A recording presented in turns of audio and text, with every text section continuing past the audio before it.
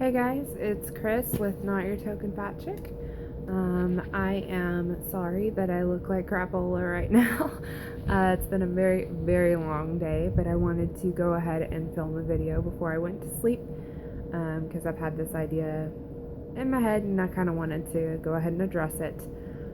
Today I'm going to be talking about my pre-op liquid diet and what all that consists of and why I have to be on the liquid diet. I've had a lot of people ask me this question, wondering what all I can have, why I'm even on the diet, what all it takes to be on the diet, and how long I have to be on it. So I just kind of wanted to answer those questions along with introducing some of my favorites. Oh, this is a really bad camera angle.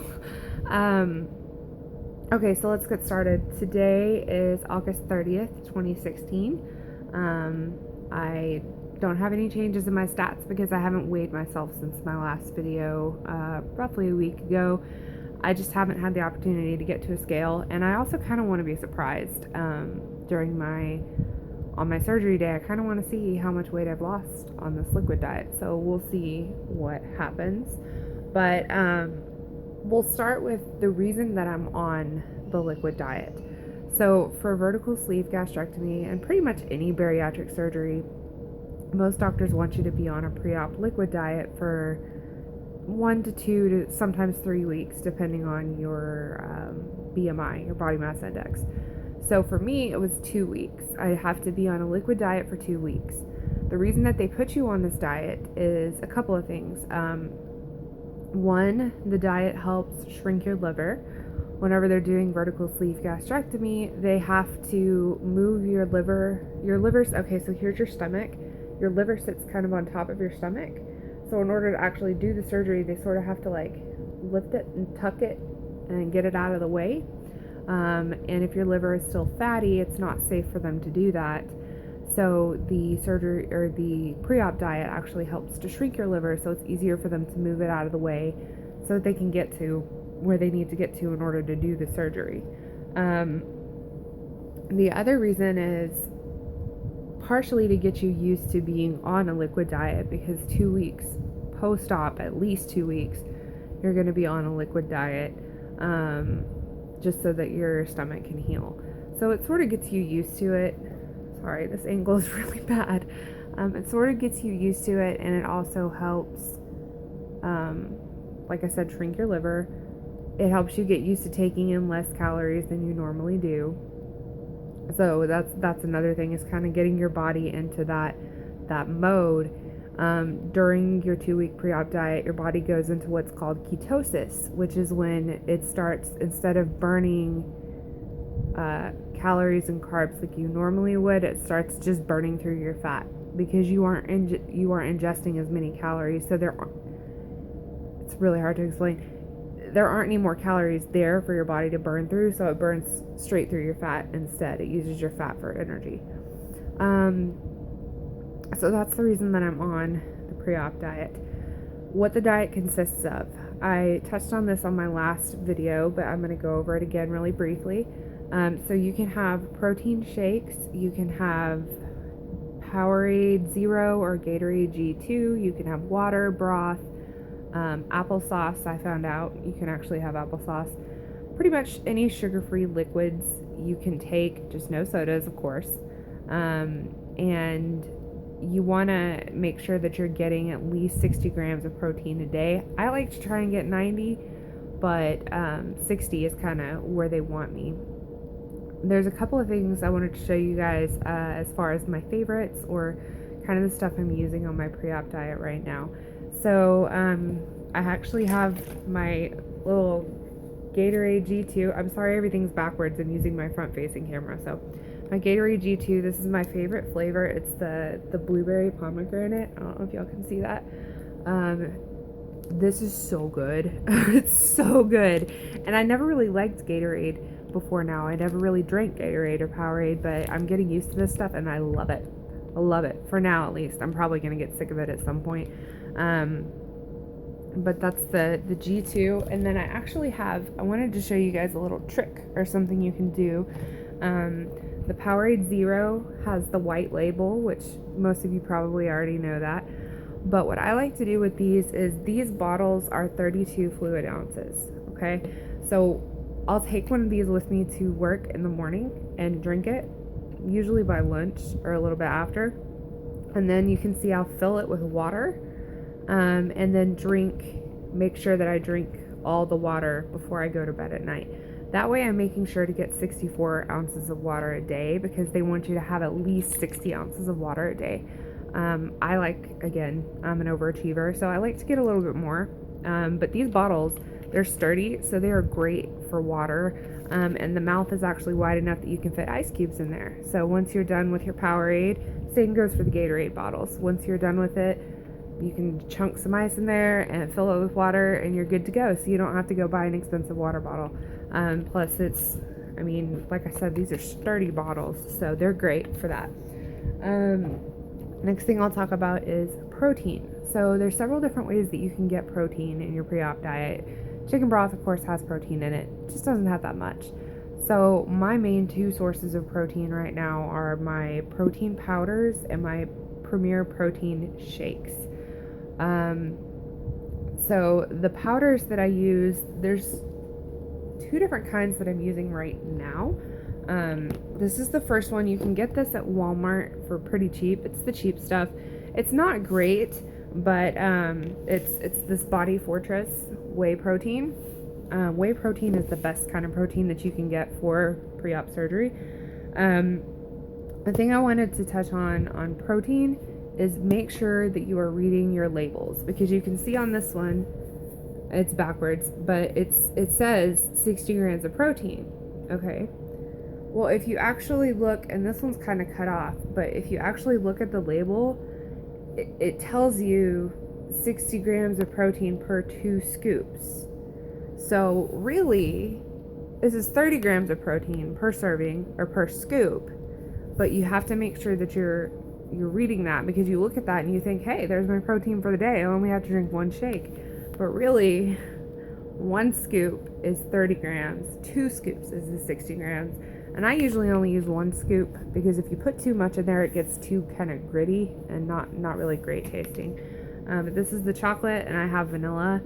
You can make all sorts of stuff out of this. This one I like to put a little bit of sugar-free peanut butter in it and mix it with ice, and it makes a really tasty Reese's. Or you can get decaf coffee grounds, like the instant coffee, and mix this with the chocolate, and it makes a really good mocha. That's what I have in the mornings, most of my mornings before work. So that's great. The vanilla is really good with you can use sugar-free Jello to flavor your shakes. So I use a lot of the sugar-free cheesecake Jello pudding, and I'll mix that with like a lime Jello, and that's really good for it makes like a key lime flavor. And then you can use orange to make like a dreamsicle flavor. You can use strawberry and cheesecake to make a strawberry cheesecake flavor. And then I also like to mix the chocolate with banana pudding mix, because it tastes like a bomb pop. I don't know if you guys remember those, the little bomb pops that were in the bright orange package, the popsicles. That's what that tastes like, and it's really good. The other thing you can do is I have this GNC Pro Performance 100% whey protein. It's a little bit less protein in it, but not by much, and this is unflavored. So this is great if you want to sprinkle it. You can actually sprinkle it in your broth to add a little protein punch. You can sprinkle it over your food later on, or if you just want like a regular plain Jane coffee shake, you can mix the unflavored with the coffee grounds, and that makes a really good coffee shake. Or if you just kind of don't want as much of a kick, if you just want like an orange or a cheesecake shake, you can take the cheesecake Jello pudding and mix it with the stuff, and it makes just a single flavor, however you want to do it. But that's another one of my favorites, is my protein powders. Now, when I'm going to work during the day, I can't exactly take my Ninja blender with me. So I have 2 favorite brands of pre-made protein shakes that I take with me. The first one is Premier Protein. It's 30 grams, 1 gram of sugar, 160 calories, and it's very low fat. So these are great. They taste really good. It's one of the highest like recommended brands for bariatric surgery patients, and they're fantastic. I love them. This is what I drink for lunch right now, and sometimes for a snack in the afternoon. It's 30 grams in this one little 11-ounce shake, so it gets you halfway there just from one shake. It's great. I love these. And they come in, I think the only flavors I've seen are the chocolate, vanilla. They have like a caramel, but it's really hard to get my hands on because they sell out super fast. And they have a strawberry. Strawberry I'm not very fond of, but the vanilla and the chocolate I love. So that's that. And then the other brand that I would recommend for the pre-made shakes are these, the Atkins. They are 15 grams of protein, 1 gram of sugar, and they only have 2 carbs in them. So these are great because snack time, like in the afternoon, I start getting hungry again, like right after my lunch, whenever I drink my shake for lunch. So since these are only 15 grams, they ensure that I don't get too much protein, because then your kidneys may have trouble processing if you get too much protein. So 15 grams, they make a great little snack or kind of a filler in between. If say you have chicken broth for lunch and you want to have a protein shake for dinner, with 30 grams in it, these make great little snacks in between. These come in a couple of different flavors. This is the cafe caramel shake. This is the one I usually have for breakfast. And then they also have like cookies and cream. They have a vanilla. They have a dark chocolate. There's a couple of different flavors, but they're all really good. That's pretty much it. That's all I'm taking right now. It's just protein shakes, broth, and the Gatorade, and lots of water. I feel better today than I have in the past. I think I'm like 7 or 8 days in. My first couple of days were really tough. They were hard. I was really exhausted. I was really tired. I didn't want to do anything. I didn't want to go anywhere. Work sucked because I was basically falling asleep at my desk. But by day 4 or 5, I started feeling a lot better. Today I feel great. Still kind of getting used to not chewing, and I still have massive food cravings, but I'm trying really hard to stick to it. Part of the reason that I think, or one of the things I've noticed with this diet, is it helped me understand how much of a food addict I am. I want to tell you a really brief story. This video is already like 12 minutes long, so it's kind of running longer than I thought. But quick story. So I was standing in the kitchen the other night making my son some chicken nuggets for dinner because he's almost 2, so that's what he likes to eat. And they smelled really good, and I really wanted one, but I was like, no, I'm not going to do it. My husband was there. He has been a soldier at keeping me on track, so he's really good at being there to support me and trying to make sure that I do what I need to do to make sure that I can go through with the surgery and get the surgery. So I made my son's chicken nuggets, and I gave them to him, and he ate them except for like 2 or 3 that were left. So when it was time to start putting him to bed, my husband was putting him to bed, and I was standing in the kitchen. There was a plate in the kitchen with 2 chicken nuggets left on it. And I don't know why, but I all of a sudden got this massive craving for chicken nuggets. I had to have one of those nuggets. But I knew that I shouldn't.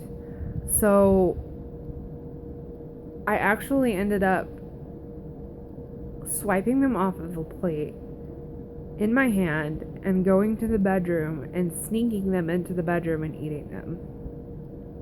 And now here's the thing. Babe, if you're watching this, I'm sorry. I didn't admit this to you. But only a true addict is going to grab food and hide it. It was 2 chicken nuggets. It wasn't even like a whole meal. But just the fact that I felt like I had to sneak them or hide them. Like I'm not going to say never. I've found myself before, like if I'm at the store, my husband's not with me, I'll grab a little snack or something, eat it in the car on the way home, and like maybe I didn't get him anything or something, but that moment when I was in the kitchen, I had a choice in front of me. I could either stick with the plan and do what I was supposed to do, or I could let my food addiction take over and sabotage me. Unfortunately, I was weak. So I ate 2 chicken nuggets. That's my confession. But just the simple fact that realizing how bad my food addiction is, I had to have those nuggets, even though it was going to derail my plans. I don't know, I'll go into that more in another video, but I just wanted to share that with you guys to let you know, like, this pre-op diet's really hard. It's really hard, but if you stick to it, you'll start feeling better and better about it, and it's ultimately going to get you to the goal of losing the weight you need to lose to get healthy. So, that's about it. That's all I have for tonight. I'll be filming another video shortly, and yeah, I guess that's it. I love you guys, and I will see you next time. Bye.